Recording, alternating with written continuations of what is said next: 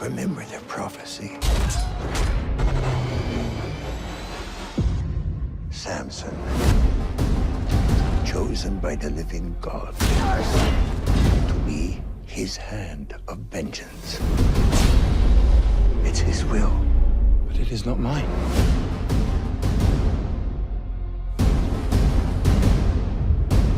Who is this God who gives you such strength?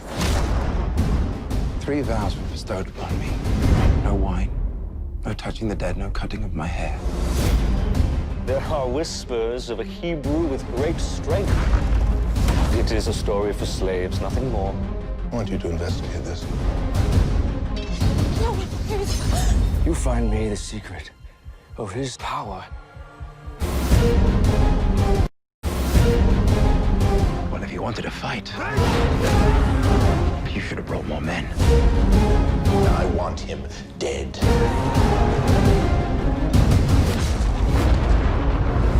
He has the strength of a god. I saw it with my own eyes. He is not a god! Samson, the Philistines are upon you. My strength is now your strength. What would you have me do?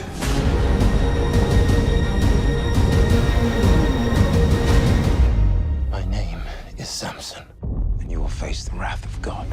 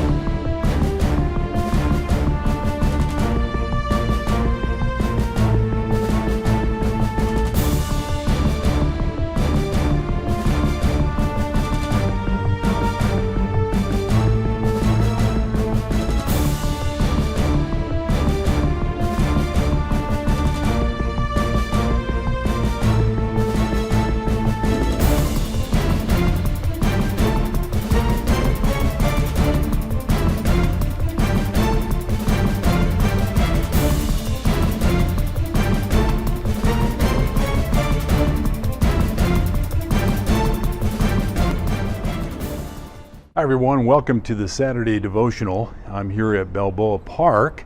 It is the largest metropolitan park in the United States, in San Diego, and I know this video, this devotional goes out to a lot of people in different areas of the country. So if you haven't been to San Diego, or if you visited San Diego, Balboa Park is one of the places that you'll want to visit. And when you're at the park, you'll want to come to the organ pavilion. And so here we are in the organ pavilion because it has some of the really nice columns, the Corinthian columns, which we'll take a look at, which I think fits nicely with the devotion that we're looking at today, which comes out of Judges chapter 16.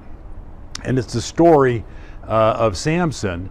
And I want to talk a little bit, and I think it's probably apropos to talk about leadership, especially since we just went through the presidential elections, and also for Congress and so forth, that we talk a little bit about leadership. And I think Samson has a lot to show us and to teach us, the story of Samson.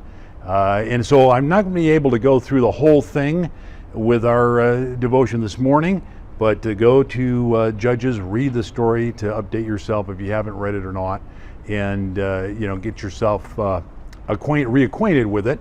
But I want to take the last part of Samson's life. Now, first of all, you have to understand the context, of course, and that is that this is before the time of kings, and Israel was judged by judges. And usually the way it worked was Israel would be getting itself into some trouble. They would call out to God.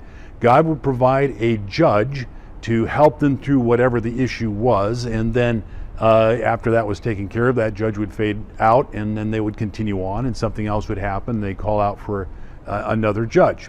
And in this case, the time of with Israel, they were being threatened by the Philistines, and the Philistines were trying to take them over, were causing all kinds of problems, and so they called out to God, and God sent them a judge with being Samson. And he gave Samson a great amount of strength. Now, I think that's interesting because the story, the Christian story, the Old Testament story, the New Testament story is often about weakness and God taking weakness and doing some miraculous things through that.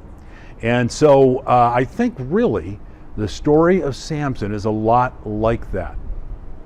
He was given this strength, this physical strength to have to bring about an end to the Philistines. But part of the problem with Samson and his leadership is that he was relying more on that strength, on himself, to accomplish what he'd been called to do, rather than on God. And in the end, because he had a lot of other weaknesses that he didn't give to God, he fell to them, and the Philistines were able to capture him. And then, of course, we know that the hair was symbolic of his strength and was a source of where his strength was. And so finally, through a wife that he shouldn't have had, the Philistines found out that it was his hair. They cut his hair, and they were able to take him in imprisonment. And then they blinded him. And then in the end, all of the leaders of the Philistines were together for a party, and they decided to bring Samson out to kind of make fun of him and be the party, that show that they could have fun with, which they did.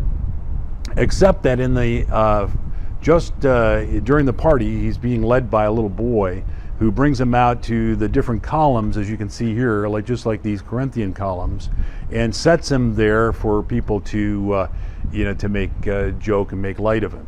And he says to the boy, put my hands on these columns here. Put my hands up here. And there he stretches across the two columns, and then his last thought, his last call was to really say, Lord, help me this last time to use that strength that you gave me in my weakness. Take that and help me destroy the Philistines and do what I was actually called to do as a judge of Israel. And he pushes on these, two columns, and down comes the house that he's in, this meeting place, and all of the officials are killed, and Israel is able to take the Philistines, and they're no longer a problem. He was relying most of his life on his own power, and yet God works through our weaknesses. And he had to wait to be weak to call upon God again, so God's power might be magnified through him. And that's for all of us, whether we're pastors or elders or leading our families, whatever the case might be. We have to remember that it's not our own strength that we rely on for what God calls us to do, but that we are weak, God is strong, and we have to call upon his strength to empower us to do the things that he's calling us to do and bring honor and glory to him. So that's the key part to be thinking about. It's kind of backwards because you probably, all the things you've learned about leadership, and may have dealt with, you have to be strong, you have to be powerful and so forth. But the biblical leadership starts with weakness first, so that we can call on God, who is our strength, and in that he might be glorified and his purposes worked out. So let's be thinking about that even in our weaknesses, they are there so that we can call upon God's strength to provide for everything and to bring about his honor and glory. All right, so that is our devotional for today. Now let's see if I can just go back here and reach out and push on these two columns. Is Samson, and you will face the wrath of God.